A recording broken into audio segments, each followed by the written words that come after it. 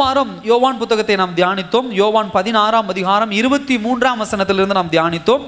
இந்த வாரமும் யோவான் 16ஆம் அதிகாரம் 28ஆம் வசனத்திலிருந்து 33ஆம் வசனம் வரைக்கும் வாசிங்க. நான் பிதாவினிடத்திலிருந்து புறப்பட்டு உலகத்திலே வந்தேன், மறுபடியும் உலகத்தை விட்டு பிதாவினிடத்திற்கு போகிறேன் என்றார். அவருடைய சீஷர்கள் அவரை நோக்கி, இதோ இப்பொழுதும் நீர் ஊமையாய் பேசாமல் வெளிப்படையாய் பேசுகிறீர். நீர் எல்லாவற்றையும் அறிந்திருக்கிறீர் என்றும் ஒருவன் உம்மை வினாவ வேண்டுவதில்லை என்றும் இப்பொழுது அறிந்திருக்கிறோம். இதனாலே நீர் தேவனிடத்திலிருந்து வந்தீர் என்று விசுவாசிக்கிறோம் என்றார்கள். இயேசு அவர்களுக்கு பிரதியுத்தரமாக, இப்பொழுது நீங்கள் விசுவாசிக்கிறீர்கள். இதோ நீங்கள் சிதறுண்டு அவனவன் தன் தன் இடத்துக்கு போய் என்னை தனியே விட்டுவிடும் காலம் வரும், அது இப்பொழுது வந்திருக்கிறது. ஆனாலும் நான் தனித்திரேன், பிதா என்னுடனே கூட இருக்கிறார். என்னிடத்தில் உங்களுக்கு சமாதானம் உண்டாயிருக்கும் பொருட்டு இவைகளை உங்களுக்கு சொன்னேன். உலகத்தில் உங்களுக்கு உபத்திரவம் உண்டு, ஆனாலும் திடன் கொள்ளுங்கள், நான் உலகத்தை ஜெயித்தேன் என்றார். கண்களை மூடி தேவனை நோக்கி பார்க்கலாம். அன்பின் பரலோக பிதாவே, நல்ல நாளுக்காக நன்றி ஆண்டவர். என்னுடைய வார்த்தை எங்களோடு பேசட்டும். பரிசுத்த ஆவியானவர் நீங்க வெளிப்படுங்க. இயேசுவின் நாமத்தில் ஜெபிக்கிறோம் நல்ல பிதாவே, ஆமென். ஹல்லேலூயா. சீஷர்கள் மத்தியிலே இயேசு கிறிஸ்து கடைசி ஃபைனல் டிஸ்கோர்ஸ் அப்படின்னு சொல்லுவாங்க, ஃபேர்வெல் அப்படிம்பாங்க. ஒரு காலேஜ் முடிச்சு வெளியே போகும்போது ஒரு ஃபேர்வெல் பார்ட்டி அப்படின்னு சொல்லி என்ன பண்ணுவாங்க, முடிச்சு போகிறவங்களுக்கு என்ன பண்ணுவாங்க, ஒரு பார்ட்டி மாதிரி வச்சு சாப்பாடு இந்த மாதிரி ட்ரீட்லாம் பேசி அவங்கள பற்றி எப்படிலாம் இருந்தாங்கன்னு பேசுவாங்க. அதே போல தான் இயேசு கிறிஸ்துவுடைய ஃபேர்வெல் பார்ட்டி. இயேசு கிறிஸ்து 3 வருஷம் அவங்களோட ஊழியம் பண்ணிட்டாரு. இப்போ போய் நேராக சிலுவையில் சந்திக்க போகிறாரு, மரிக்க போகிறாரு, உயிர்த்தெழ போகிறாரு, பரலோகம் போக போகிறார். இப்போ இதனால் என்ன நடக்க போகுது அப்படின்னு சொன்னால், இவங்களோட விட்டு கடந்து போக போகிறார். மாம்சத்தில் வந்த இயேசு கிறிஸ்து இவங்களை விட்டு கடந்து போகிறார். அப்போ அதான் ஃபைனல் டாபிக் வந்துட்டார். இப்போ ஃபைனல் டாப்பிக்கில் இப்போ இந்த 28ஆம் வசனத்திலிருந்து 33ஆம் வசனம் வரைக்கும் பார்க்கும் பொழுது இந்த பகுதியினுடைய தலைப்பாக நாம் எதை எடுத்துக்கலாம் அப்படின்னா, 33ஆம் வசனத்தில் பாருங்க, என்னிடத்தில் உங்களுக்கு சமாதானம் உண்டாயிருக்கும் பொருட்டு இவைகளை உங்களுக்கு சொன்னேன்.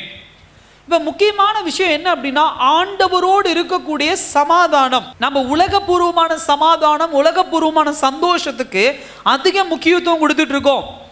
ஆனால் இயேசு கிறிஸ்து என்ன பேசுறார் அப்படின்னா, உலகத்தில் இருக்கும் சமாதானம் அல்ல, நம்மை படைத்த கடவுளோடு சமாதானம் உண்டாயிருக்கும் பொருட்டு.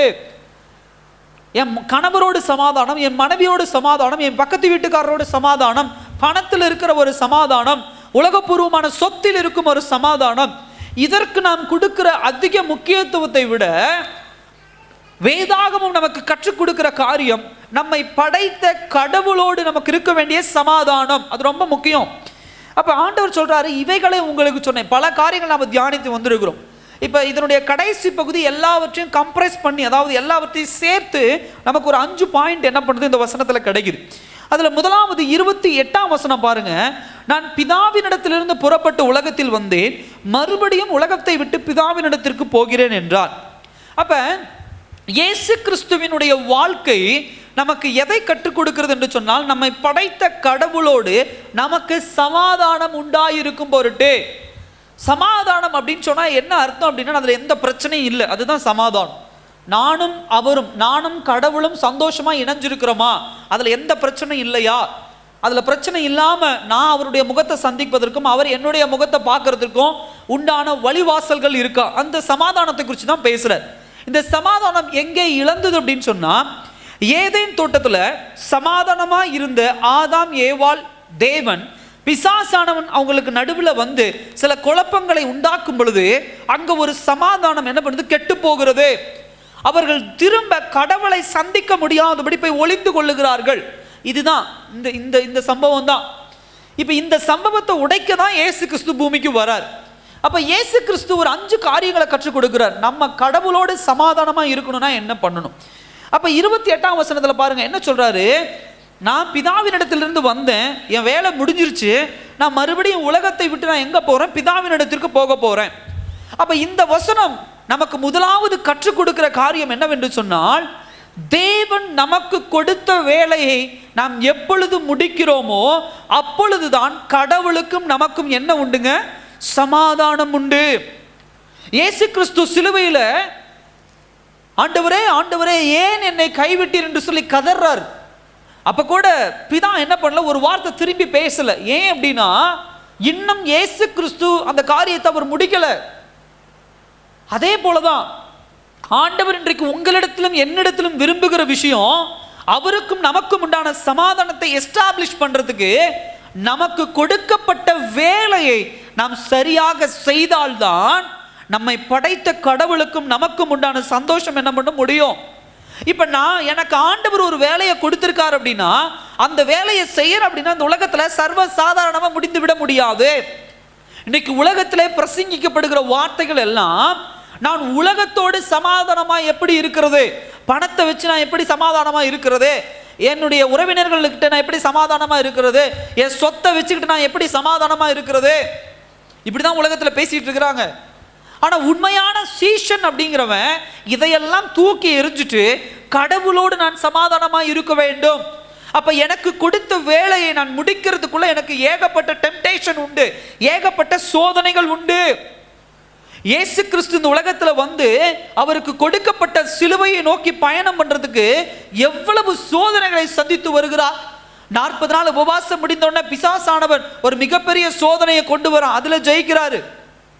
அதுக்கப்புறம் எத்தனையோ முறை கடவுள் நியமித்த நேரத்திற்கு முன்னாடியே இயேசு கிறிஸ்துவை கொலை செய்ய வேண்டும் என்று சொல்லி பரிசேயர்களும் சதுசேயர்களும் முயற்சி செய்யறாங்க. அந்த இடத்துல இருந்து அவர் காணாமல் போகிறார்.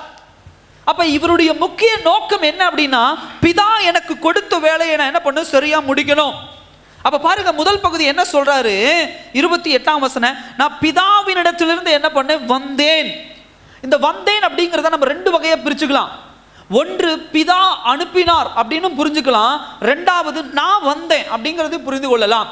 பிதா அனுப்பினார் என்று சொன்னால் ஏதோ அவருடைய வேலையை முடிக்கணும், அது எனக்கு சரியா படுதோ, எனக்கு சந்தோஷமா இருக்குதோ இல்லையோ, எங்க அப்பா சொல்லிட்டாரு அந்த வேலையை நான் செய்யணும் அப்படி என்று இயேசு கிறிஸ்து இந்த பூமிக்கு வரவில்லை. பிதா அனுப்பினார், அதே வேளையிலே நானும் சந்தோஷமாக அந்த காரியத்தை சிலுவையை ஏற்றுக்கொண்டு இந்த பூமியில நான் வந்தேன்.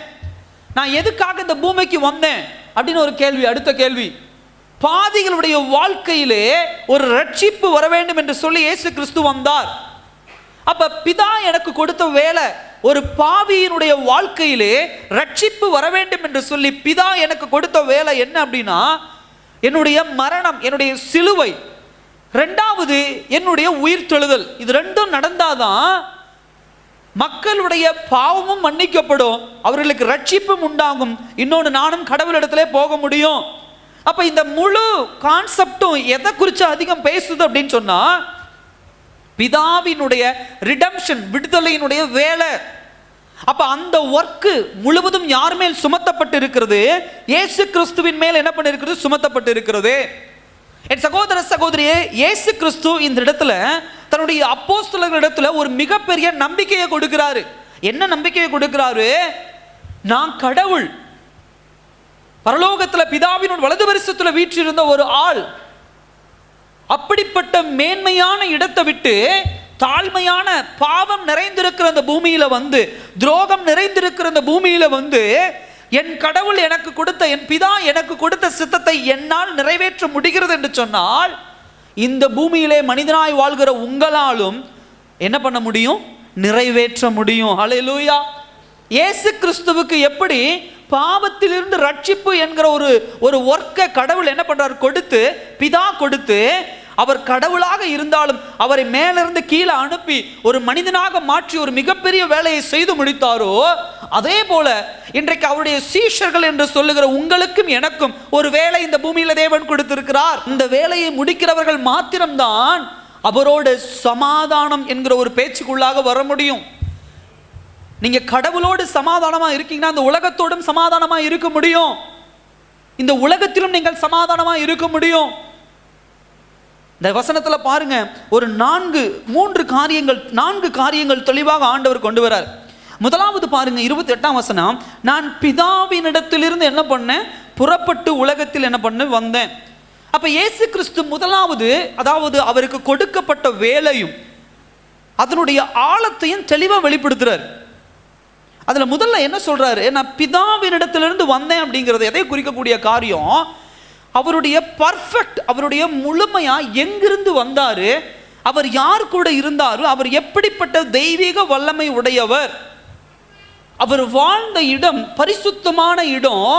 ஆனா பிதா தனக்கு கொடுத்ததுனால பாவம் சாபம் நிறைந்திருக்கிற இந்த பூமிக்குள்ளாக வந்து தன்னை மரிப்பதற்கு என்ன பண்றார்? ஒப்பு கொடுக்கிறார்.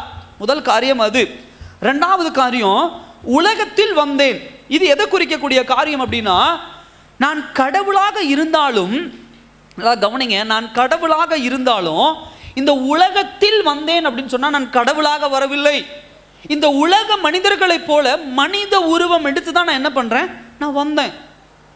பிதாவினிடத்திலே நான் ஒரு கடவுள், திரியேக தேவன்ல நான் ஒரு தேவன் அப்படிங்கிற ஒரு ஸ்தானத்தை விட்டு உலகத்தில் வந்தேன் அப்படின்னா, பரலோகத்தில் நான் கடவுள் என்கிற ஒரு ஸ்தானம், ஆனால் உலகத்தில் நான் ஒரு மனிதனாக வந்தேன் அப்படிங்கிற ஒரு காரியத்தை தெளிவுபடுத்துறார். மூன்றாவது ஒரு காரியம் என்ன சொல்றாரு, மறுபடியும் உலகத்தை விட்டு நான் எங்க போறேன், பிதாவின் இடத்திற்கு போக போறேன். அப்ப உலகத்தை விட்டு நான் போறேன் அப்படின்னா, இந்த உலகத்துல எனக்கு கொடுக்கப்பட்டிருக்கிற வேலைகளை நான் முடிக்கிறேன். அது என்னென்ன வேலை? பாடுகளின் ஒரு பாதை, சிலுவையிலே அடிக்கப்படுதல், உயிர் தெழுதல், அப்புறம் பரலோகம் என்ன பண்றது, மேகங்கள் நடுவில் எடுத்துக்கொள்ளப்படுதல். இப்படிதான் உலகத்தை விட்டு திரும்ப தான் இருந்த அதே பரலோகத்திற்குள்ளாக என்ன சொல்றார், இயேசு கிறிஸ்து செல்லுகிறார். இந்த வசனத்தை வாசிக்கும் பொழுது இரண்டாவது காரியம் எதை எப்படி புரிந்து கொள்ளலாம் அப்படின்னு சொன்னா, ஏதோ இயேசு கிறிஸ்து நான் ஏற்கனவே சொன்னது போல கடமைக்காக இந்த பூமிக்கு வரல, கடமைக்காக வந்திருந்தா பல்ல கடிச்சிட்டு பல காரியங்களை செஞ்சிருப்பார். ஆனால் இயேசு கிறிஸ்து செய்த ஒவ்வொரு காரியத்திலும் ஒரு கீழ்ப்படிதல் வெளிப்படுகிறது. வாலண்டரியா தன்னையே ஒப்பு கொடுத்து ஒரு கீழ்ப்படிதல்.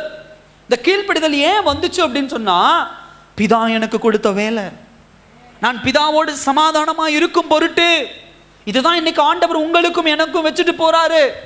நீங்கள் கடவுளோடு சமாதானமா இருக்க வேண்டும் என்று சொன்னால், உங்களுக்கும் கடவுளுக்குள்ளும் முரண்பாடு இருக்கக்கூடாது, உங்கள் மேல் கடவுளுடைய கோபம் இருக்கக்கூடாது, உங்கள் மேல் கடவுள் ஆசீர்வாதம் கொடுக்கணும் அப்படின்னு சொன்னா, முதலாவது நீங்கள் செய்ய வேண்டிய வேலை, கடவுளுக்கும் உங்களுக்கும் எந்த முரண்பாடோ சமாதானம் இல்லாத தன்மை இருக்கக்கூடாது. அதுக்கு முதலாவது நீங்கள் செய்ய வேண்டிய காரியம், கடவுள் உங்களுக்கு கொடுத்திருக்கிற ஒர்க் என்னன்னு கண்டுபிடிங்க. அந்த ஒர்க்கை ஆரம்பிச்சீங்கன்னா உங்களுடைய வாழ்க்கையில முரண்பாடு இருக்காது. நான் ஊழியத்திற்கு ஆண்டவர் எனக்கு வைத்த வேலை ஊழியம், அந்த ஊழியத்தை விட்டுட்டு நான் வெவ்வேறு காரியங்களுக்கு போகும் பொழுது, முரண்பாடாக செய்யும் பொழுது எல்லாவற்றிலும் தோல்வி, எல்லாவற்றிலும் விபத்து, பல காரியங்களை இழந்து போனேன். ஆனா என்றைக்கு நான் தேவன் எனக்கு வைத்திருக்கிற திட்டத்திற்குள்ளாக நான் பயணம் பண்ண ஆரம்பித்தேனோ, அப்பொழுது ஆசீர்வாதத்தை சுதந்திரிக்க ஆரம்பிச்சேன். இன்றைக்கு அதை தான் ஆண்டவர் உங்களிடத்திலும் என்னிடத்திலும் பேசுகிறார். தேவன் உங்களுக்கு கொடுத்த வேலையை நீங்க என்ன பண்ணுங்க, செய்து முடிக்கிறவர்களா என்ன பண்ணுங்க, இருங்க. அடுத்தது 29ஆம் வசனம் 30ஆம் வசனத்துல பார்க்கும் பொழுது அதுல சொல்றாரு, அவருடைய சீஷர்கள் அவரை நோக்கி, இதோ இப்பொழுது நீர் ஓமையாய் பேசாமல் வெளிப்படையாய் பேசுகிறீர், நீர் எல்லாவற்றையும் அறிந்திருக்கிறீர் என்றும் ஒருவன் உம்மை வினவ வேண்டியதில்லை என்றும் இப்பொழுது அறிந்திருக்கிறோம், இதனால் நீர் தேவனிடத்திலிருந்து வந்தீர் என்று விசுவாசிக்கிறோம். ஹல்லேலூயா. இரண்டாவது ஒரு காரியம் என்ன அப்படின்னா, தேவனுடைய வார்த்தையை விசுவாசிக்கிற தன்மை எப்பொழுது வரும் என்று சொன்னால், அவரை பற்றி புரிந்து கொள்ளும் பொழுதே. நீங்கள் தேவனோடு சமாதானமாய் இருக்க வேண்டும் என்று சொன்னால், தேவனுடைய வார்த்தையை நீங்கள் முதலாவது புரிந்து கொள்ள வேண்டும். அதான் இரண்டாவது காரியம். தேவனுடைய சத்தியத்தை, தேவனுடைய வார்த்தையை நீங்க என்ன பண்ண வேண்டும், புரிந்து கொள்ள வேண்டும். 16ஆம் அதிகாரம் 29ஆம் வசனம் 30ஆம் வசனம் வரைக்கும் இந்த சீஷர்கள் ஒருபோதும் தேவன் பேசின எந்த காரியத்தையும் புரிந்து கொள்ளவில்லை. இப்பொழுதுதான் புரிந்து கொள்ள ஆரம்பிக்கிறாங்க.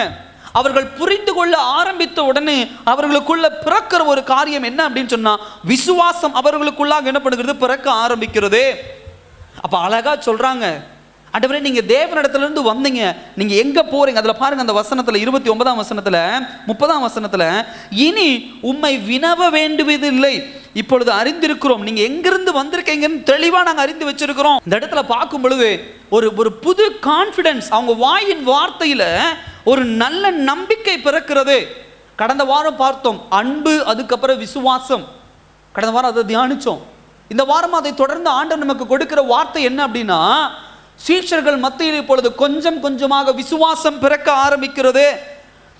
தேவனுடைய நாளை தெளிவாக அவர்கள் என்ன பண்றாங்க, புரிந்து கொள்கிறவர்களாக என்ன பண்றாங்க இருக்கிறாங்க. அவருடைய வாக்குத்தத்தங்களை தெளிவாக புரிந்து கொள்கிறவர்களாக என்ன பண்றாங்க, இருக்க ஆரம்பிக்கிறாங்க. இத்தனை நாட்களாக தேவனுடைய சத்தியத்தை புரிந்து கொள்வதிலே பல கடினத்தன்மை அவர்களுக்குள்ள இருந்துச்சு. ஆனா இப்ப கொஞ்சம் கொஞ்சமா இயேசு கிறிஸ்து பேசினது புரிஞ்சு இப்ப சொல்றாங்க, ஆண்டவரே இனிமே உங்களை கேள்வி கேட்க வேண்டிய அவசியம் கிடையாது.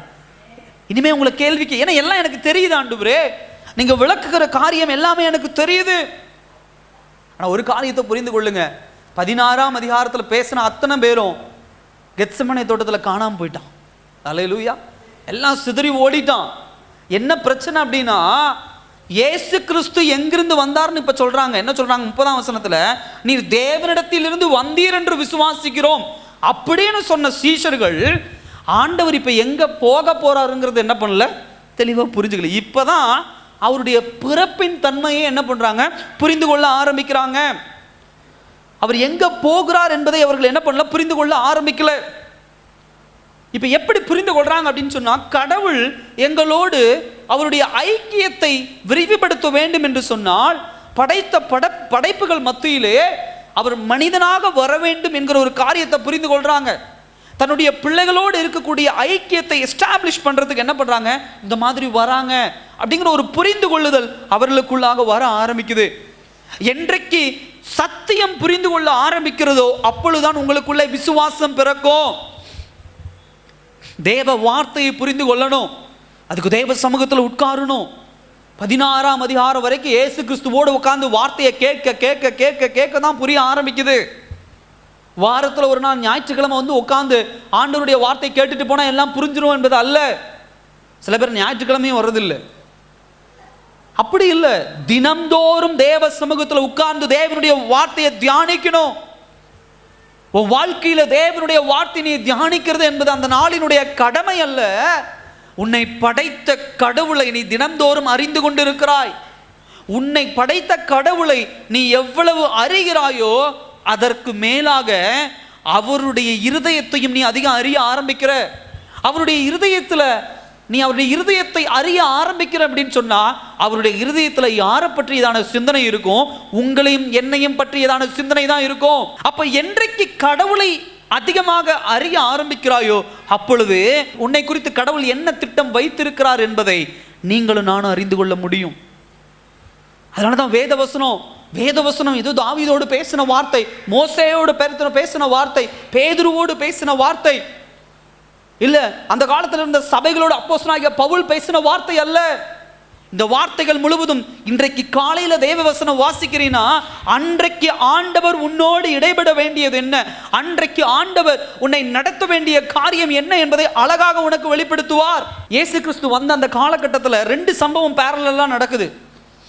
ஒரு புறம் பார்க்கும்போது யூதர்கள், பரிசேயர்கள், சதுசேயர்கள் இயேசுவை தெளிவாக ஏற்றுக்கொள்ளல, அவருடைய சத்தியத்தை தெளிவாக ஏற்றுக்கொள்ளல, அவரை வெறுத்து ஒதுக்க ஆரம்பிக்கிறாங்க, அவரை சிலுவையில் அடிக்க ஆரம்பிக்கிறாங்க. ஆனா அதே சமயத்துல இன்னொரு புறம் பார்க்கும்போது ஒரு சில பேர் ஆண்டவர் அறிய ஆரம்பிக்கிறாங்க.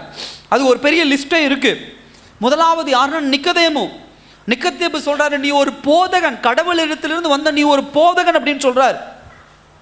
பரிசேயர்களும் சதுசேயர்களும் அறியாத ஒரு காரியத்தை சமாரிய பெண் சொல்றா, அவர் கிறிஸ்து அப்படின்னு அந்த அம்மா சொல்றாங்க. அதே போல 5 அப்பம் 2 மீனை 5000 பேருக்கு கொடுக்கும்போது அங்க இருக்கிற மக்கள்லாம் சொல்றாங்க, இவர் கடவுளிடத்திலிருந்து வந்த ஒரு மிகப்பெரிய தீர்க்கதரிசி அப்படின்னு சொல்றாங்க. அதே போல ஒரு இடத்துல பேதுரு சொல்றாரு, ஆண்டவர் கேட்கிறாரு, என்னை யாருன்னு நீங்க நினைக்கிறீங்க அப்படிங்கும் போது, உயிருள்ள தேவனின் மகன் கிறிஸ்து நீர் என்று என்ன பண்றாரு, பேதுரு அறிக்கை இடுறாரு. மார்த்தா அம்மா சொல்றாங்க, நீர் தேவனுடைய பிள்ளை என்பதை மார்த்தாள் சொல்றாங்க. இந்த இடத்துல பார்க்கிறோம், அப்போஸ்தலர்கள் எல்லாம் ஒன்று சேர்ந்து சொல்றாங்க, நீர் தேவனிடத்தில் இருந்து என்ன பண்ணீர், வந்தீர் என்பதை நாங்கள் என்ன பண்றோம், விசுவாசிக்கிறோம் என்று சொல்லி. சகோதர சகோதரியே, ஒரு உலகம் தேவனை புரிந்து கொள்ளவில்லை, இன்னொரு உலகம் பேரலா சரிசமமா ஆண்டவரை புரிந்து கொண்டு பயணம் செய்து கொண்டு இருக்கிறது. அதுதான் இன்னைக்கு நம்முடைய வாழ்க்கையில ஒரு சில பேர் கடவுளோடு முரண்பட்டு கொண்டு இருக்கிறாங்க, கடவுளோடு எதிர்த்து நின்று கொண்டு இருக்கிறார்கள். ஒரு சில பேர் தேவனோடு ஈக்குவலா கை கோர்த்து பயணம் செஞ்சுக்கிட்டு இருக்கிறாங்க. கொஞ்சம் கொஞ்சமா அவரை அறிய ஆரம்பிக்கிறாங்க. அவரை எந்த அளவுக்கு இந்த கூட்டம் எல்லாம் அறிய ஆரம்பிக்கிறதோ, முடிவிலே பார்க்கும் பொழுது அத்தனை பேரும் தேவனுக்காக எரிந்து பிரகாசிக்கிற ஒரு விளக்காக என்ன பண்றாங்க, இருக்கிறாங்க. அதுதான் தேவ சத்தியம். தேவ வார்த்தை உனக்குள்ளே வரும் பொழுது அது உன்னை எங்க கொண்டு போய் நிறுத்தும் அப்படின்னா, கடவுளுக்காக எழும்பி பிரகாசிக்கிற விளக்காக உன்னை கொண்டு போய் நிறுத்தும். ஆண்டவருடைய வார்த்தையை படிக்கிற ஒவ்வொருவனும் இந்த பைபிளை படிச்சுட்டு மூடி வச்சுட்டு நம்முடைய வாழ்க்கைக்குள்ளாக பயணம் செய்வோன்னு போக மாட்டான். அவன் என்னதான் உலகத்துல பயணம் செய்தாலும், என்னதான் உலகத்துல சம்பாதித்தாலும், என்னதான் உலகத்துல அவன் பயணம் செய்தாலும் அவனுடைய சிந்தனை முழுவதும் எதுல இருக்கும்? தேவனை பற்றி சுவிசேஷம் அறிவிப்பதில் இருக்கும். சகோதர சகோதரியே, ஆண்டவர் உங்களுக்கு வெளிப்படுத்துகிற காரியம் அதுதான். ஏன் உங்களுக்கும் ஆண்டவருக்கும் ஒரு முரண்பாடு? உன் பிரச்சனைகளை ஏன் ஆண்டவர் கண்டுக்கல? ஏன் உனக்கு ஆண்டவர் ஆசீர்வாதத்தை கொடுக்கல? இன்றைக்கு காலையில் கூட ஒரு வீடியோ பார்த்தேன். இந்த வீடியோவில் பார்க்கும்போது தவறான உபதேசம் அழகா பேசுறாங்க, தவறான உபதேசத்தை அழகா பேசுறாங்க. அது ஒரு மிகப்பெரிய போதகருடைய மகனே அந்த வீடியோவை ஷேர் பண்ணியிருக்கிறார். பாடுகளே கிடையாது, உபத்திரமே கிடையாது, உபத்திரம்னு சொல்லி இயேசு கிறிஸ்துவை என்ன பண்றாங்க? ஒரு கெட்ட கடவுளா ப்ரொஜெக்ட் பண்ணிட்டு இருக்காங்க அப்படின்னு சொல்லி. இந்த வசனங்கள்லாம் அவங்க கண்ணில் படலையாட்டுருக்கு. இல்லை, அதுக்கப்புறம் அப்போஸ்தலர்கள் பட்ட பாடுகள்லாம் படலையே போல, சீஷர்கள் பட்ட பாடுகள் அதெல்லாம் அவங்க கண்ணில் படல போல. ஆண்டவர் தெளிவாக சொல்ற, உலகத்தில் உங்களுக்கு என்ன உண்டு? உபத்திரம் உண்டு. நான் ஜெயித்தேன், நீங்களும் ஜெயிப்பீங்க. ஜெயம் எப்போ வரும்? உபத்திரம் இருந்தாதான் வரும். என் சகோதர சகோதரியே, ஆண்டவரை பற்றி அறிய தேவனுக்குள்ளாக நீ இந்த உலகத்துல பயணம் பண்ணும் பொழுது இந்த உலகத்துல நீ சந்திக்க வேண்டிய விஷயம் என்ன அப்படின்னா, பிசாசானவன் சும்மா இருக்க மாட்டான். நீ கடவுளோடு சமாதானமாய் போகும் பொழுது இந்த உலகம் உனக்கு முரண்படும். நீ உலகத்தோடு சமாதானமாய் போகும் பொழுது கடவுளோடு முரண்படுவாய். தேவ வார்த்தைகளை நீ படிக்கும் பொழுது உலகம் உன்னை ஏற்றுக்கொள்ளாது. உலகத்துல குடிப்பழக்கம், உலகத்துல இருக்கக்கூடிய ஐக்கியம், இதுக்குள்ள நீ போகும் பொழுது கடவுள் உன்னை ஆசீர்வதிக்க மாட்டார். எப்படி ஆசீர்வதிப்பா? அவரோடு நீ சமாதானமா இருந்தீன்னா அவருடைய சித்தத்தையும் அறிஞ்சு கொள்ளுவ, அதன்படியும் நடக்க ஆரம்பிப்பீங்க. உலகத்துல தேவனுக்கு பரிசுத்தமாய் வாழ்கிற ஒரு கூட்டமாகவும் மாற ஆரம்பிப்பீங்க. இந்த அப்போஸ்தலருக்கு ஆண்டவர் இதுதான் கற்றுக் கொடுக்கிறார். அடுத்தது 31ஆம் வசனத்துல பாருங்க, இயேசு அவர்களுக்கு பிரதித்திரமாக, இப்பொழுது நீங்கள் என்ன பண்றீங்க? விசுவாசிக்கிறீர்கள். 31ஆம் வசனத்துல நான் சொன்ன இரண்டாவது பகுதி என்ன சொன்ன? தேவனுடைய வார்த்தையை புரிந்து கொள்ளும் போது விசுவாசம் பிறக்கும். இப்ப இந்த 31ஆம் வசனத்தை வாசிக்கும் பொழுது, நீங்கள் கடவுளோடு சமாதானமா இருக்கணும் அப்படின்னா உங்களுக்குள்ள அடுத்தது என்ன பிறக்கணும்? விசுவாசம் பிறக்கணும். விசுவாசமா இருக்கிறீர்கள் அப்படின்னு சொன்னதுக்கு அப்புறம் தான் ஆண்டவர் அதற்கப்புறம் பெரிய பெரிய வார்த்தைகளை கொடுக்கிறார். உலகத்துல உபத்திரம் உண்டு, நான் எப்படி உபத்திரவத்தை ஜெயிச்சனோ அதே மாதிரி நீங்களும் ஜெயிக்க போறீங்க அப்படின்னு சொல்லி இந்த வசனத்தை வாசிக்கும் பொழுது ஆண்டவர் என்ன பண்ண போறாரு? அவங்களுக்குள்ள விசுவாசத்தை கண்டுபிடிச்சிட்டு, ஒரு மனிதனுக்குள்ள விசுவாசம் பிறக்கும் பொழுது அடுத்து அங்க நடக்கக்கூடிய காரியம் என்ன அப்படின்னா, அந்த விசுவாசத்தை கடவுள் சேலஞ்ச் பண்ணுவார் அப்படின்னா டெஸ்ட் பண்ணுவார், சோதிப்பார். உன்னுடைய விசுவாசத்தின் அளவு எவ்வளவு பெரியது அப்படின்னு சொல்லி தேவன் என்ன பண்ணுகிறார்? சோதிக்கிறார். அப்படிப்பட்ட ஒரு வார்த்தை தான் இந்த இடத்துல என்ன பண்ணுது? வெளிப்படுத்தப்படுகிறது. இவருடைய விசுவாசம் எங்கே சோதிக்கப்பட்டதுன்னு சொன்னால், கெத்சமனை தோட்டத்தில் அவங்களுடைய விசுவாசம் சோதிக்கப்பட்டது. அவங்களுடைய ஃபவுண்டேஷன், அஸ்திவாரம் அங்க பெரிய அளவுல ஷேக் ஆச்சு. அங்க பெரிய அளவுல ஒரு ஆட்டம் கொடுத்தது. எல்லாம் காணாம என்ன பண்ணிட்டாங்க? ஓடிட்டாங்க. இது ஆண்டவருக்கு தெரியாதா என்ன? ஆனா ஆண்டவர் ஏன் இந்த இடத்துல சொன்னார் நீங்க விசுவாசிக்கிறீங்க அப்படின்னு சொல்லி? நம்முடைய விசுவாசத்தின் அளவை தேவன் ஏற்கனவே அறிந்து வைத்திருக்கிறார். எஸ், எங்களுக்கு விசுவாசம் உண்டு. ஆனா அந்த விசுவாசத்தின் அளவு என்ன? அந்த விசுவாசத்தினுடைய கேரக்டர், குணம் என்ன? அந்த விசுவாசத்தின் குணம் எப்பப்ப எப்படி வெளிப்படும் ஆண்டவருக்கு தெரியும். இப்ப பேசுற எல்லா கூட்டமும் கெத்சமனே தோட்டத்தில் என்னை விட்டு ஓடி போகும் அப்படிங்கிறது என்ன பண்ணும் தெரியும். எனக்கு பாடுகள் வரும் பொழுது, எனக்கு நிந்தனைகள் வரும் பொழுது, என்னை சிலுவையில் அடிக்கும் போது இவங்க எல்லாம் என்ன பண்ணிடுவாங்க? ஓடிடுவாங்க. அவங்களுக்குள்ள விசுவாசம் உண்டு. ஆனால் அந்த விசுவாசம் ஒரு ஸ்ட்ராங்கான விசுவாசம் கிடையாது. ஒரு நிலைத்த விசுவாசம் என்ன பண்ணாது? கிடையாது. ஏன் அப்படின்னா, இந்த விசுவாசம் இவர்களுக்குள்ள எப்படி இவர்களை லீட் பண்ணுது அப்படின்னா, செல்ஃப் கான்ஃபிடன்ஸ், சுய நம்பிக்கைக்குள்ளாக என்ன பண்ணுது? வழிநடத்த ஆரம்பிக்குது. எல்லாம் கவனமா கவனிங்க. இது அப்படியே கொஞ்சம் கொஞ்சமா ஆழமா உங்களை கொண்டு போகும். ஒரு மனிதனுக்குள்ள இருக்கக்கூடிய விசுவாசம் எப்பொழுதும் சுய நம்பிக்கைக்குள்ள கொண்டு போக கூடாது. ஆண்டவர் இருக்கிறார் அப்படின்னா, அவர் மேல விசுவாசம் வச்சிருக்கேன்னா எல்லாவற்றையும் சுய நம்பிக்கை, நான் அப்படி சாதிச்சிருவேன், நான் இப்படி, ஏன்? என் ஆண்டவர் இருக்கார். அவனை எதிர்த்துருவேன், ஏன்? என் ஆண்டவர் இருக்கார். இந்த வீட்டை நான் வாங்கிடுவேன், ஏன்? என் ஆண்டவர் இருக்கிறார்.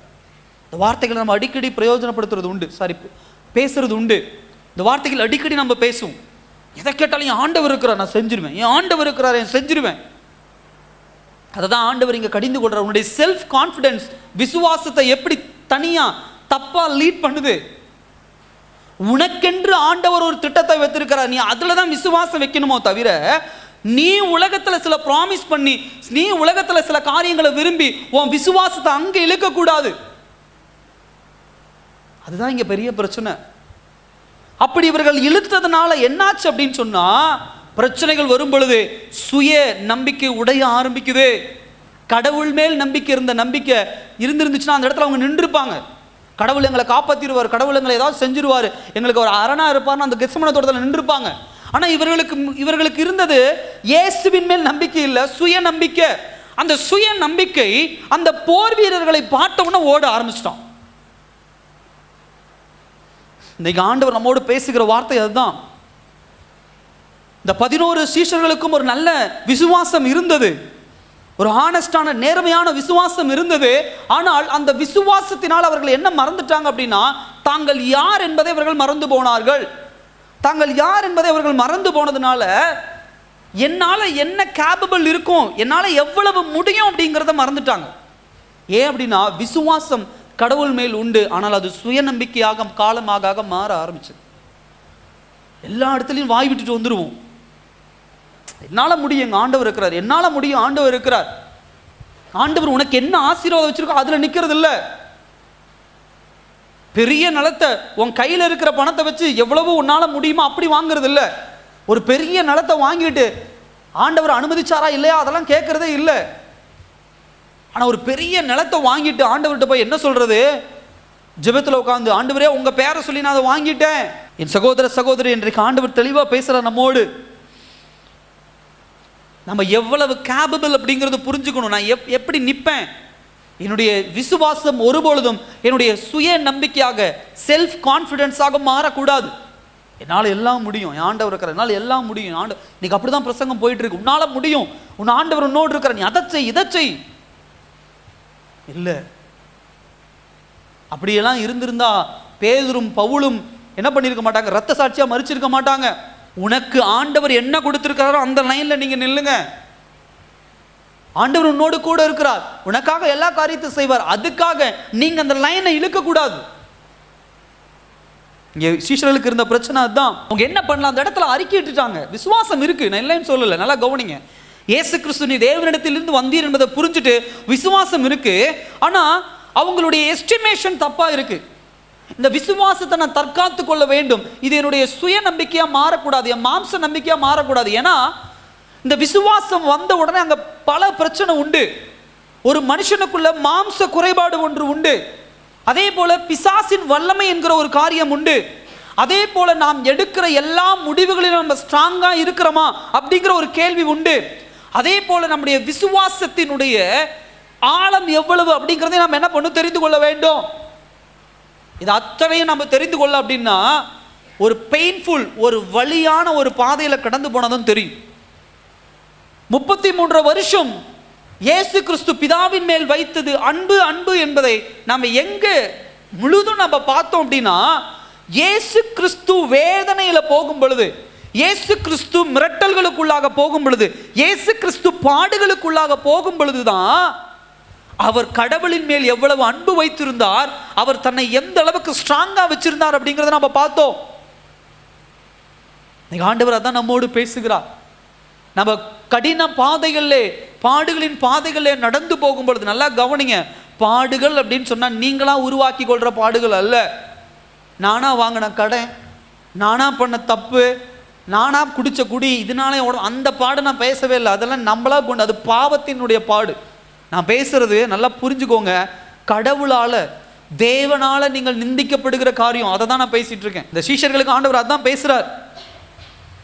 இந்த வழியில கடந்து போகும்போது தான் புரியும். அப்ப ஒரு மனிதனுக்குள்ள இருக்கக்கூடிய விசுவாசத்தை ஒரு மனிதன் எப்பொழுது நிலைப்படுத்த முடியும் அப்படின்னா, தனக்குள்ள இருக்கக்கூடிய சுயத்தை குறித்தான நம்பிக்கையை முதலாவது ஒரு மனிதன் உடைக்க வேண்டும். இரண்டாவது தன்னை முழுவதுமாக தாழ்த்த வேண்டும். நான் விசுவாசம் உண்டு, எனக்கு விசுவாசம் உண்டு, தேவன் மேல எனக்கு விசுவாசம் உண்டு அப்படின்னா என்னை ஆண்டவர் எங்க இழுத்துட்டு போறாரோ அங்க ஒப்பு கொடுக்கிறோம். பாத்தீங்களா? அதுதான் விசுவாசம். என்னை இழுத்துட்டு போறார், அவர் என்னை கூட்டிட்டு போறாரு. எங்கேயும் பேதுருவை ரோமர்கள் மத்தியில் கூட்டிட்டு போனாரு, தோமாவை இந்தியாவுக்கு கூட்டிட்டு வந்தாரு, யாக்கோப முதல்ல ஒருத்தன ரத்த சாட்சியை கொடுக்க அர்ப்பணிச்சாரு. பவுலை சிறைச்சேதம் பண்றதுக்கு இழுத்துட்டு போனாரு. யோவான பத்மு தீவுல கொண்டு போறதுக்கு அவர் கொண்டு போக அனுமதிச்சாரு. பிதா தன்னுடைய ஒரே பேரான குமாரனாகிய இயேசுவை என்ன பண்ணாரு? சிலுவைக்கு இழுத்துட்டு போனார். நல்லா பாருங்க, கடவுள் எடுத்து செல்லுகிற பாதைக்கு அர்ப்பணிக்கிறது தான் விசுவாசம். நீங்க கடவுளை இழுத்துட்டு உங்க பாதைக்குள்ள கொண்டு வரது இல்ல. அதுதான் சுய விசுவாசம், சுய நம்பிக்கை. என்னால முடியும், நான் அதை செஞ்சிருவேன், கடவுள் இது பண்ணிடுவார். 10 லட்ச ரூபா வீட்டை நான் கட்டிடுவேன், காரை வாங்கிடுவேன், எல்லாம் வாங்கிட்டு வீட்டு மூலையில் உட்காந்து ஆண்டவரை ஆசீர்வதிக்கல, ஆண்டவரை ஆசீர்வதிக்கல. நீங்க இழுத்து வச்சிருக்கிறீங்க. அதுக்கு ஒரு வார்த்தையை பயன்படுத்துறீங்க, விசுவாசம்.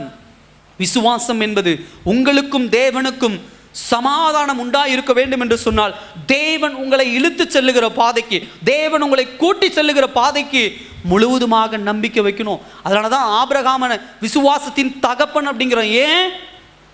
தன்னுடைய தகப்பன் வீட்டையும் தன்னுடைய சொத்தையும் விட்டுட்டு ஆண்டவர் அவனை பிடிச்சு இழுத்துட்டு போறாரு. அதுல விசுவாசமா இருக்கிறான். அவன் ஆண்டவர் பிடிச்சு இழுத்துட்டு போகல. நல்லா பாருங்க, யோசேப்பு என்ன விசுவாசம்? அப்பா வீட்டில இருந்து அவனை பிடிச்சு எங்க இழுத்துட்டு போறாரு? சிறைச்சாலைக்கு இழுத்துட்டு போறாரு.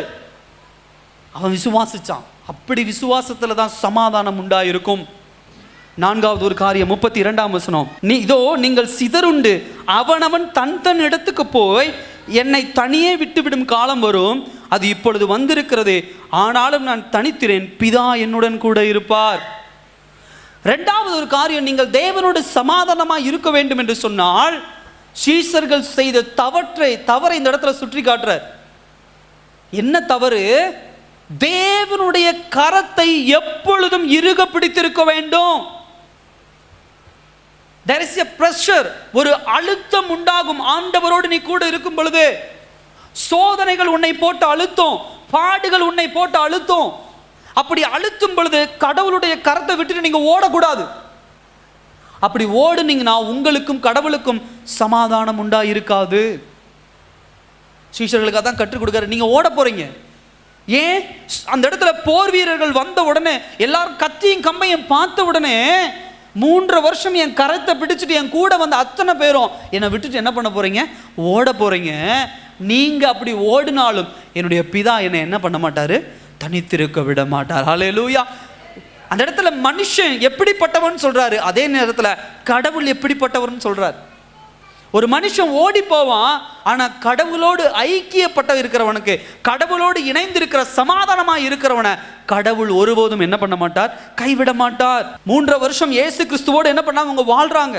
அப்படி வாழும் பொழுது பல இடங்கள் நான் ஏற்கனவே சொன்னது போல சுய நம்பிக்கைக்கு உண்டான வார்த்தைகள் அதிகம் வெளிப்படுது. அவருடைய பேச்சு, அவருடைய நடவடிக்கைகள்.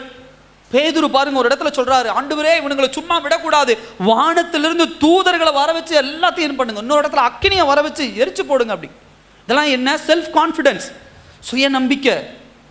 ஆண்டவரால முடியும், என்ன வேணா செய்ய முடியும். பேதுரு தன் பக்கமாக கடவுளை இழுக்க முயற்சிக்கிறார். நல்லா கவனிங்க, புரியும் உங்களுக்கு. கடவுள் பிதா இயேசு கிறிஸ்துவை தன்னுடைய பாதையிலே கூட்டி சென்று கொண்டு இருக்கிறார். சிலுவை என்கிற ஒரு பாதையில கூட்டி சென்று கொண்டு இருக்கிறார். ஆனால் பேதுரு அப்படி லைட்டா கொக்கி போட்டு தாம் பக்கம் இழுக்கிறான். என்ன? நீங்க சிலுவைக்கு போக வேண்டாம், எல்லாத்தையும் கொல்லுங்க ஆண்டவரே. உங்களுக்கு நல்லா புரியும் நினைக்கிறேன். விசுவாசம் பேதுருக்குள்ள இருக்கு, இல்லை நான் சொல்லல. ஆனால் இப்படி ஒரு லீடு என்ன பண்ணுது? அவனுக்கு கொண்டு வருகிறதே. இந்த இடத்துல பார்க்குறோம், மேய்ப்பனை விட்டு ஆடுகள் ஓடுவது போல எல்லாம் ஓடுறாங்க. ஆண்டவர் சொல்றாரு, என்ன சொல்றாரு? 32, அவனவன் தன் இடத்துக்கு என்ன பண்ணிட்டான்? போயிட்டான். தன் இடம் அப்படின்னு சொன்னா தான் வீடு.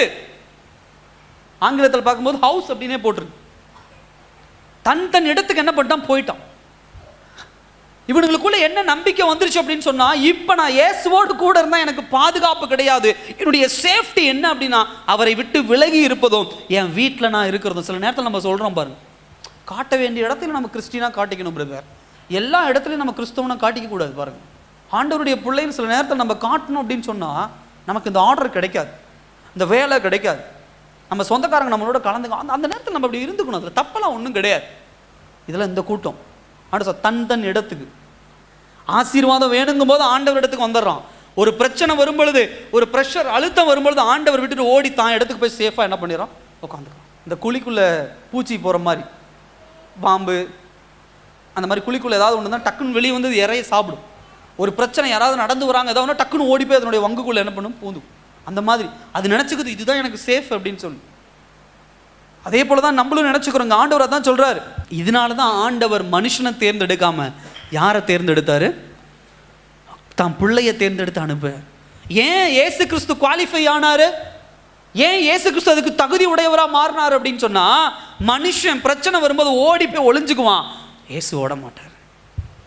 ஹல்லேலூயா.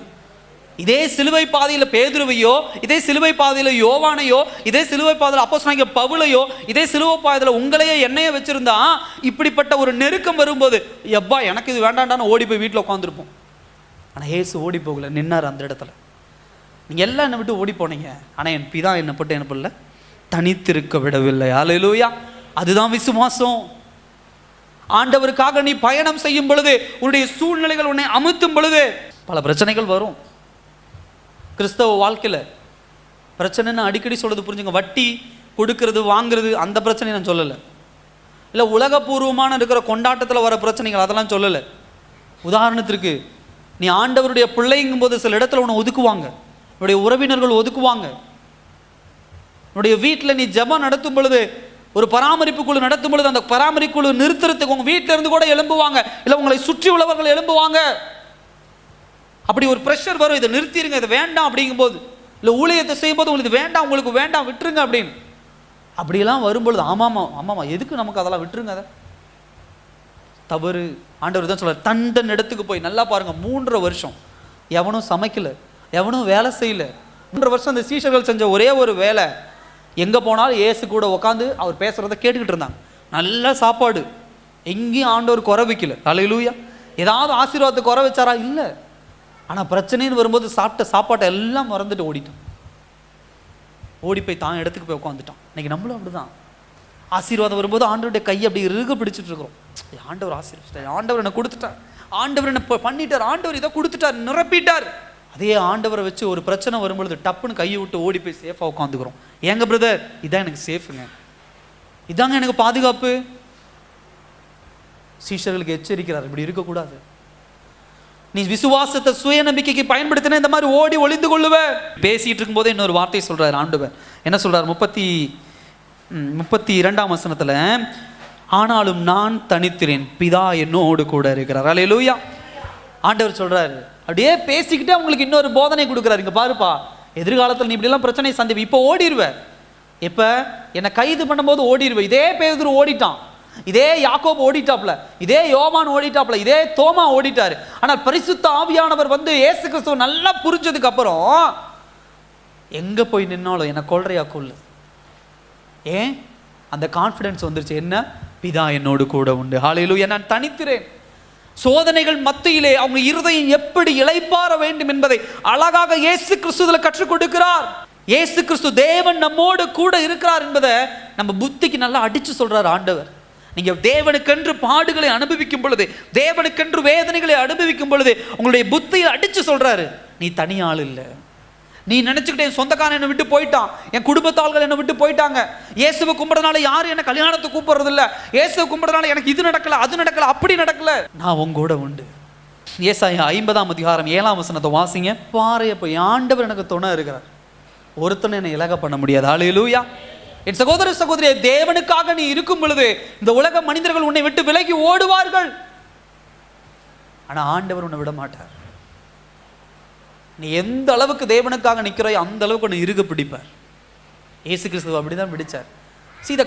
அவருக்குள்ள இருந்த கான்ஃபிடன்ஸ் லெவல் பாருங்க, அவருக்குள்ள இருந்த தேவன் மேல் இருக்கக்கூடிய நம்பிக்கையின் அளவை பாருங்களே. ஒரு வார்த்தை சொன்னாலும், ஏன் என்னை கைவிட்டீர்னு சொன்னாலும், இல்ல என் பிதாவுக்கு எல்லா நோக்கமும் உண்டு, என் பிதா எல்லாமே அறிந்து வைத்திருக்கிறார். என் சகோதர சகோதரி, இந்த இடத்துல ஆண்டவர் தன்னுடைய சீஷர்களாகிய உங்களுக்கும் எனக்கும் சரி ஒரு 3 எக்ஸ்பிளனேஷனை கொடுக்கிறார், ஒரு 3 வெளிப்படுத்துதலை கொடுக்கிறார். முதலாவது என்ன அப்படின்னா, நீ தேவனுக்கென்று உபத்திரவங்கள் அனுபவிக்கும் பொழுது உன்னுடைய உபத்திரவத்தை சந்தோஷமாய் மாற்ற தேவன் உன்னோடு கூட இருக்கிறார். ஹல்லேலூயா. இது முதல் காரியம். 2வது காரியம், இந்த காரியம் நடக்கணும், உபத்திரவம் சந்தோஷமாய் மாறணும் அப்படின்னா 2 விஷயத்தை நீ மனசுல வச்சுக்கணும். ஒன்று ஆண்டவர் உனக்கு கொடுத்த வாக்குத்தத்தம், இன்னொன்று உன்மேல் உனக்கு கொடுக்கப்பட்ட கடமை, ஜெபம் என்கிற ஒரு கடமை. அடுத்த ஒரு காரியம், ஜெபம் என்பது இந்த உலகத்திலே உன்னுடைய சித்தத்தை நிறைவேற்றுவதற்கு கடவுள் கொடுத்த ஆயுதம் அல்ல. ஜெபம் என்பது தேவனுடைய சித்தத்தை நீ நிறைவேற்றுவதற்கு உண்டான ஒரு ஆயுதம் அது. ஆனால் ஜெபத்தை நாம் தப்பாக கையாண்டு கொண்டு இருக்கிறோம். அதனால தான் வாழ்க்கையில் பல தோல்விகள் நம்முடைய வாழ்க்கையில் வருகிறதே. ஜெபத்தை சரியா பர்ஃபெக்டா ஒரு மனுஷன் பண்ண ஆரம்பிச்சிட்டானா, இயேசு கிறிஸ்து பாருங்க, எங்கேயும் தனக்கான ஒரு ஜெபத்தை இவர் ஏறெடுக்கல. கெத்செமனே தோட்டத்தில் கூட தனக்கான ஒரு ஜெபத்தை ஏறெடுக்கல. பிதா, உம்முடைய சித்தம், என் பாத்திரம் விலகட்டும், உம்முடைய சித்தம் என்ன பண்ணட்டும், நிறைவேறட்டும். அதுதான் ஜெபம். நீங்க அப்படி நீங்க உலக வாழ்க்கையை பெரிசுப்படுத்தாம தேவனுடைய சித்தத்தில் பயணம் பண்ண ஆரம்பிங்க. உலக ஆசீர்வாதங்கள் ஆட்டோமேட்டிக்காக வந்து குமியும். அது பாட்டுக்கு நிறையும். யோசேப்பு பாருங்க, அவன் பாட்டுக்கு தேவ சித்தத்தில் போயிட்டு இருந்தான். ஆண்டவர் ராஜாவை கொண்டு போய் உட்கார வச்சார். ஆண்டவர் யாரையுமே அப்படி அனாதையா விடுறது இல்லை. தாவீது பாருங்க, ஆண்டவருடைய பாதையில் அழகா பயணம் பண்ணார், ராஜாவை கொண்டு போய் உட்கார வச்சார். யோபு, இந்த மாதிரி பல பேரை சொல்ல முடியும். எந்த இடத்துலையும் நம்ம பார்க்குறோம், பேதுரு பட்டினியா கிடந்தாரு. இன்னொரு இடத்துல பார்க்குறோம், எலியா வந்து பட்னியா கிடக்கிறார். அவருக்கு எது கொண்டு வந்து சாப்பாடு கொடுக்குது? யோனா 3 நாள் மீனின் வயிற்றில் இருந்தார். என்ன சாப்பாடு? அங்கே என்ன பெரிய ஹோட்டலாக இருக்க போது மீன் வயிற்றுல? 3 நாள் பசியே எடுக்கலையா யோனாவுக்கு. அல்லேலூயா. எங்கே பசி எடுக்கணுமோ அங்கே பசி எடுக்க வைப்பார், எங்கே பசி எடுக்கக்கூடாதோ அங்கே பசி எடுக்காமல் வைக்குவார். அழகா ஆண்டவர் ஒரு வார்த்தை இந்த இடத்துல வெளிப்படுத்துறார். கடைசி ஒரு காரியத்தை நான் சொல்லி முடிக்க விரும்புகிறேன். 33ஆம் வசனத்தில், என்னிடத்தில் உங்களுக்கு சமாதானம் உண்டா இருக்கும் பொருட்டு இவைகளை உங்களுக்கு சொன்னேன். உலகத்தில் உங்களுக்கு உபத்திரவம் உண்டு, திடன் கொள்ளுங்கள், நான் என்ன பண்ணேன்? உலகத்தை ஜெயித்தேன். ஹல்லேலூயா. அடுத்து ஆண்டவரோட சமாதானமா இருக்கணும் அப்படின்னா உங்களுக்கும் எனக்கும் கொடுக்கப்பட்ட ஒரு காரியம், இந்த உலகத்தை ஜெயிக்கணும். ஹல்லேலூயா.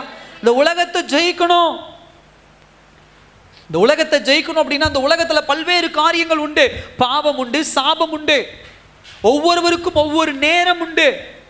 இயேசு கிறிஸ்து எப்பொழுது இந்த உலகத்தை ஜெயித்தார் என்று சொன்னால், தன்னுடைய மகனை சிலுவையிலே ஒப்பு கொடுக்கிற அந்த கொடுமையான நேரத்தை எப்படி இயேசு கிறிஸ்து பொறுத்து கொண்டாரோ, அதற்கு தன்னை அனுமதித்தாரோ, அப்பொழுதுதான் ஆண்டவர் உலகத்தை ஜெயிக்கிறார். நீ தேவனுக்கென்று வாழும் பொழுது உபத்திரவங்கள் வரும், வேதனைகள் வரும். அதற்கு உன்னை அனுமதித்து அந்த உபத்திரவத்திலும் வேதனையிலும் தேவனுடைய கரத்தை விடாமல் அதை ஜெயிக்கிறீங்க பாத்தீங்களா? அதுதான் தேவனுக்கென்று வாழ்கிற ஒரு வாழ்க்கை. இன்றைக்கு அப்படிப்பட்ட ஒரு வெற்றியை தான் ஆண்டவர் உங்களுக்கு எனக்கு கொடுக்க விரும்புகிறார். உலக வெற்றி அல்ல, தொழிலில் வெற்றி, படிப்பில் வெற்றி, பணத்தில் வெற்றி, அது முக்கியம் இல்லை. பேதுரு எந்த காலேஜ்லையுமே படித்து எழுதல. அடுத்தது யோவான் போய் எந்த காலேஜ்லையும் படிக்கல. உன் வாழ்க்கையில பாவம் உன்னை நெருங்குது பார்த்தியா, அதை நீ ஜெயிக்கணும். ஒவ்வொரு நாளும் ஒவ்வொரு பாவம் உன்னை நெருங்கும். பிசாசானவன் எப்படியாவது உன்னை வஞ்சிக்கணும். இன்னைக்கு நிறைய பேர்த்த வஞ்சிச்சுட்டான். எப்படி வஞ்சித்துட்டான்? சபைக்கு வர விடாம ஜெயிச்சிட்டான். தே ஃபெயில். உலகம் ஜெயிச்சிருச்சு. இன்னைக்கு ஒரு சில பேத்துக்கு பணம், ஒரு சில பேத்துக்கு வேலை, ஒரு சில பேத்துக்கு உலக நட்பு, ஜெயிச்சுட்டான். இவங்க தோத்துட்டாங்க. இப்படிதான் பிசாசானவன் ஒவ்வொரு நாள் அப்படி ஜெயிச்சு ஜெயிச்சு கூட்டிட்டு போயிடுவான். உலகத்தை ஜெயிக்கிறதுனா என்ன? உலகம் மனுஷனை ஜெயிக்கிறதுல, ஒரு மனுஷனோட போட்டி போட்டு ஜெயிக்கிறதுல, பணத்துல, பொருள்ல, செல்வத்துல, அது அல்ல. உலகத்தை ஜெயிப்பது என்பது உலகத்துல போட்டியா இருக்கிற பிசாசானவனை ஜெயிக்கிற ஒரு காரியம். உலகத்தின் அதிபதி அவன் இந்த உலகத்துல சில கட்டமைப்பை வச்சிருக்கான். அதுல எப்படியாவது நம்மளை சிக்க வைக்கணும்னு பார்க்கறான். எப்படி நம்ம வீட்டில் பார்க்குறோம், அந்த 8 கால் பூச்சி சிலந்தி ஒரு மிகப்பெரிய வலைய ஒரு இடத்துல சிக்க அமைதியா காத்துக்கிட்டு இருக்கும். அந்த பூச்சி வந்து மாட்டோன்னு அடுத்த செகண்ட் என்ன பண்ணிடும்? அந்த பூச்சிக்கு அந்த இடத்துல வலை இருக்குன்னு தெரியாது. அதே போலதான் பிசாசானம். உங்களுக்கும் எனக்கும் தெரியாது அவன் எந்த இடத்துல வலை விரிச்சு வச்சிருக்கான்னு. ஆனா அவன் ஜெயிச்சிருவான். இந்த இடத்துல ஆண்டவர் நமக்கு கொடுக்கிற ஒரு வாழ்க்கை என்ன அப்படின்னா சமாதானம். ஆரம்பத்திலிருந்து தியானிச்சுட்டு வரும். சமாதானம் என்பது உங்களுடைய இருதயம் எப்பொழுது தேவனை குறித்ததான ஒரு கன்சர்ன் வருது பாத்தீங்களா, ஆண்டவரை குறித்ததான ஒரு சிந்தனை, எல்லா விஷயத்திலையும் தேவனை குறித்ததான ஒரு சிந்தனை. ஒரு காரியத்தை செய்யறீங்க அப்படின்னா, என் மனைவியை கேட்டு செய்யணும் பிரதர், என் பிள்ளையை கேட்டு செய்யணும் பிரதர், எங்க வீட்டுக்காரமாவை கேட்டு, எங்க அவரை கேட்டு, இவரை கேட்டு, எங்க சொந்தக்கார ஒருத்தரை கேட்டு செய்யணும். அது இல்லை. எதை செய்யணும்னு முதல்ல யாருக்கிட்ட போய் உட்காந்து கேட்கணும்? தேவன்ட்ட. வீட்டுக்காரம்மா சொல்லிடும், உங்களால முடியாத, நீங்களாம் அப்படி சாதிச்சிருவீங்க. எது வீட்டுக்காரர் சொல்லிடுவார், நீங்களாம் பயங்கரமான ஆளாச்சு, இப்படி போட்டு இப்படி எடுத்துருவீங்களே பிரதர், தொடங்க பார்த்துக்கலாம், விழுந்துருவேன். போய் தேவ சமூகத்தில் உட்கார்ந்து ஆண்டவர் அனுமதி கொடுக்கணும். ஆண்டவர் உன்னை குறித்தான திட்டம் என்ன வச்சிருக்கிறாரு? என் இயேசு கிறிஸ்துவிட்ட பிடிச்ச ஒரு காரியம் அதுதான். என்ன ஒரு காரியம் பாருங்க, கடைசி நேரம் சிலுவை பயணம். நம்மளாம் என்ன சொல்லிடுவோம் அந்த நேரத்தில், இந்த மாதிரி ஒரு சுச்சுவேஷனில் நம்ம இருந்தால் என்ன சொல்லிடுவோம், என் மூளையை நான் என்ன பண்ணணும், தயார்படுத்தணும், என் உடம்பை நான் தயார்படுத்தணும், அதனால் எனக்கு ஒரு தனிமை நேரம் வேணும், நீங்களாம் வெளியே போங்க அப்படின்னு இருப்போம். சில நேரத்தில் நம்ம அப்படி தான், ஏதாவது ஒரு முக்கியமான காரியம் பண்ணுற பேசாது. ஒருத்தர் ஒரு வேலை செஞ்சுட்டு இருக்கிறார் அப்படின்னா, ஏதாவது ஒரு வேலை செஞ்சுட்டு நம்ம போய் என்னங்க அப்படின்னு கேட்டோம்னா, சும்மா ஒரு முக்கியமான வேலை பார்த்துட்டு இருக்கிறோம்ல. இயேசு கிறிஸ்து அப்படி சொல்ல, தனக்கு பாடுகள் உண்டு, தனக்கு சோதனைகள் உண்டு, தனக்கு வேதனைகள் உண்டு. ஆனால் அதை தூக்கி ஓரமாக வச்சுட்டு தன்னோடு இருக்கிற சீஷர்களை பலப்படுத்துவதிலேயே என்ன பண்ணாரு, குறிக்கோளாக இருந்தார். அவன் உடஞ்சு போவான், என்னை கைது பண்ண பார்க்கும்போது உடஞ்சு போவான், அவன் சமாதானத்தை இழந்து போவான், என்னை சிலுவையில் அடிக்கும் போது தூரத்துல இருந்து பார்த்து உடஞ்சு போவான். இயேசு கிறிஸ்து இல்லாத பொழுது அவங்களுக்குள்ள என்ன பண்ணுச்சு, சமாதானம் இல்லாமல் என்ன பண்ணுச்சு, இருந்துச்சு. அதனாலதான் பாருங்க, யோவான் 20:19 முதலாக சீஷர்கள் எல்லாம் இயேசு கிறிஸ்து மரித்து உயிரோட எழுந்துட்டான்னு கேள்விப்பட்டு ஒரு ரூம்ல உட்கார்ந்துருக்கான். இயேசு கிறிஸ்து ஒரு மனிதனுடைய வாழ்க்கையில இல்லைன்னா அந்த 3 நாள் அவனுங்க பட்ட பாடு இவ்வளவுதான் இல்லை. அந்த சீஷர்கள் அலக்கழிச்சிட்டாங்க. அதனாலதான் வார்த்தை ஆண்டவர் என்ன கொடுக்குறாரு, சமாதானமா இரு, ஹல்லேலூயா, பயப்படாத, சமாதானமா இரு. இயேசுவை விட்டு நீங்க விலகி இருக்கும் பொழுது உங்க வாழ்க்கை இப்படிப்பட்ட ஒரு வாழ்க்கையா தான் இருக்கும். அப்ப சமாதானம் என்பது கடவுளோடு இருக்கக்கூடிய உறவு.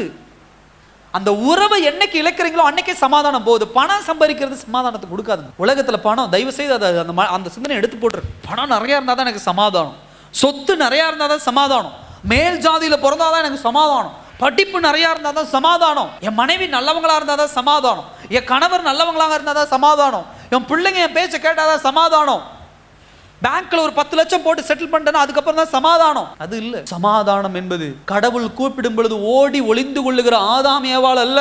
சமாதானம் என்பது சாமுவேலை போல சொல்லும் ஆண்டவரை கேட்கிறேன், அல்லேலூயா, சொல்லும் ஆண்டவர். எனக்கு அந்த குணம் வரணும், அந்த கம்யூனியன், அந்த ஒற்றுமையை தான் ஆண்டவர் வெளிப்படுத்துகிறார். இந்த இடத்துல ஆண்டவர் சொல்றாரு, இந்த உலகத்தில் உங்களுக்கு உபத்திரம் உண்டு. அழகா சொல்றாரு, there is a ground. Cricket அப்படின்னா அந்த கிரிக்கெட் எங்க விளையாடணும், கிரவுண்ட்ல விளையாடணும்.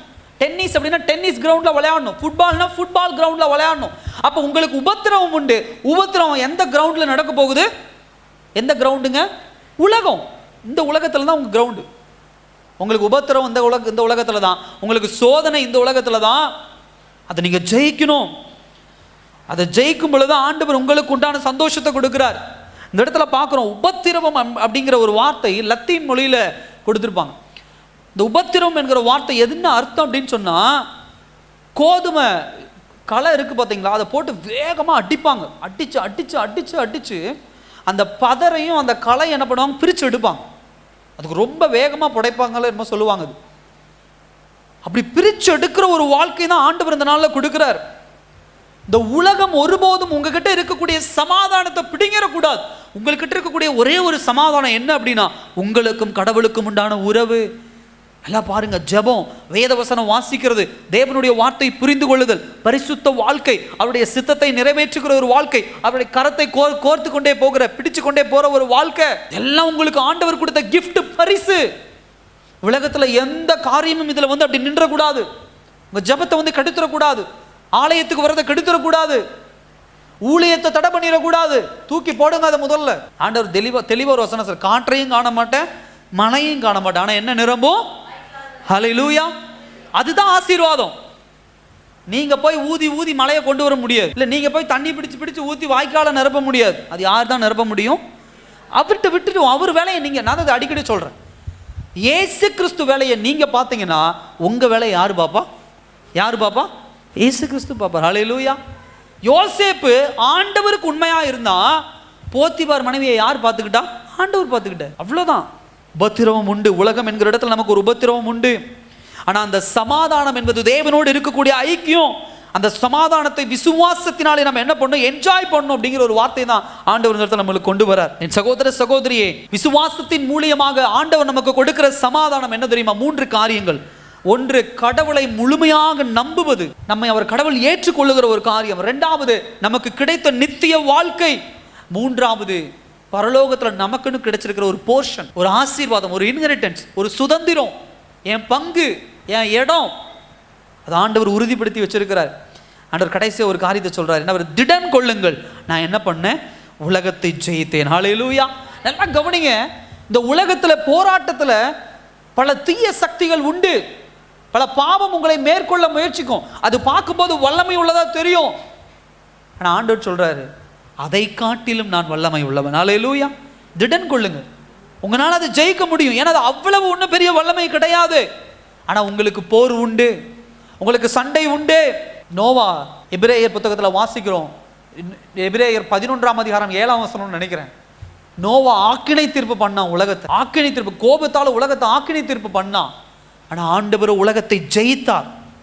ஆக்கினை தீர்ப்பு பண்ண உலகத்தை திட்டுறதுக்கு நாம வரல, உலகத்தை ஜெயிக்க நாம் என்ன பண்ணிருக்கிறோம், வந்திருக்கிறோம். சகோதர சகோதரியே, இந்த உலகத்தில் இருக்கக்கூடிய சோதனை, டெம்டேஷன் வரும் பொழுது அதை 2 வகையில ஜெயிக்க முடியும்.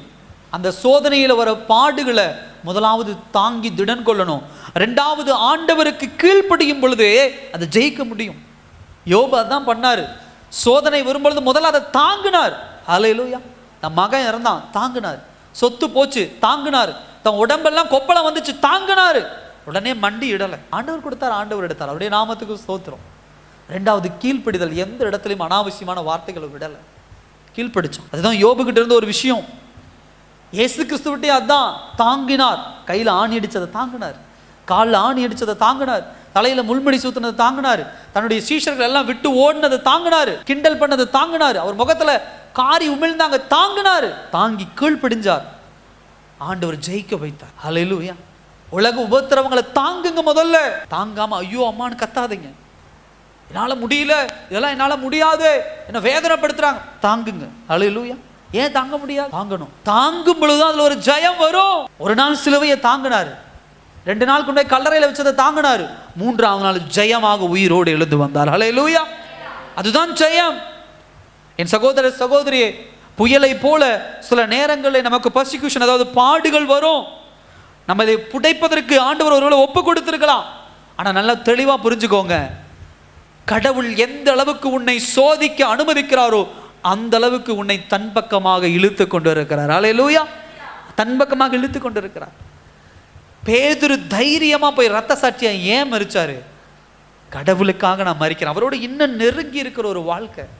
நம்மளாம் சின்ன விஷயத்துக்கே ஐயோ வேண்டாம், ஐயோ சொந்தக்காரங்க என்ன சொல்லுவாங்களோ, ஐயோ எங்க வீட்டில் அவங்க என்ன சொல்லுவாங்களோ, இவங்க என்ன சொல்லுவாங்களோ, ஐயோ வேண்டாம் வேண்டாம் அப்படின்னு ஆண்டவர் விட்டு விலகிறீங்க. நல்லா பாருங்க. ஆனா சோதனைகளையும் பாடுகளையும் நீங்க என்ன வேணா சொல்லிட்டு போங்க. ஆண்டவருக்காக நான் ஒரு கால் முன்னாடி எடுத்து வச்சுட்டேன்னா யாருக்காகவும் அந்த காலை நான் எடுத்து என்ன பண்ண மாட்டேன், பின்னாடி வைக்க மாட்டேன். யார் என்ன சொன்னாலும் சரி.